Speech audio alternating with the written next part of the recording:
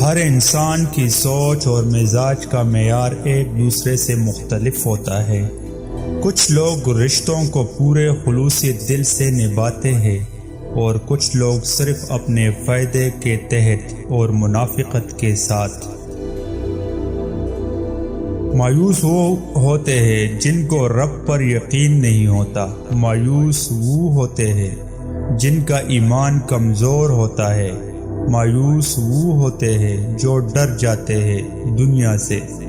سنو، تم ایسے لوگوں میں نہ ہونا۔ ہمیشہ یاد رکھنا، تمہاری مصیبتوں سے تمہارا رب بہت بڑا ہے۔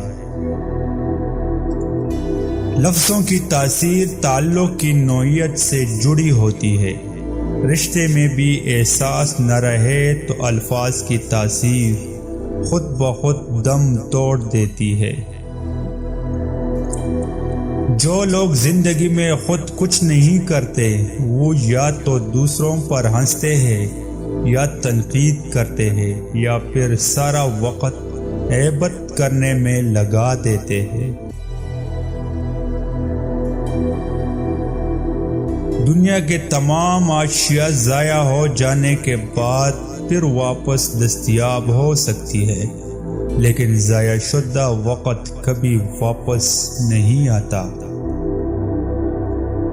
انسان کی سب سے بڑی دشمن اس کے منفی سوچ ہے، جو اس کو سب کچھ ہونے کے باوجود پریشان رکھتی ہے۔ ہر بات کو اچھے انداز سے سوچے، زندگی جنت بن جائے گی۔ ایک غلط شخص سے ملا ہوا دھوکہ 10 صحیح انسانوں پر اعتماد کرنے کی راہ میں رکاوٹ بن جاتا ہے۔ حسد اور گھمنڈ جب آدمی کے اندر داخل ہوتے ہیں تو وہ عقل کو باہر کر دیتے ہیں۔ قسمت کھیل نہیں کھیلتی، بعض اوقات انسان انسانوں سے کھیل جاتے ہیں۔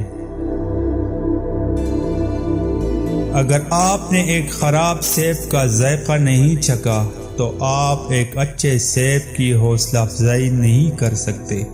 آپ کو زندگی کو سمجھنے کے لیے زندگی کا تجربہ ہونا چاہیے۔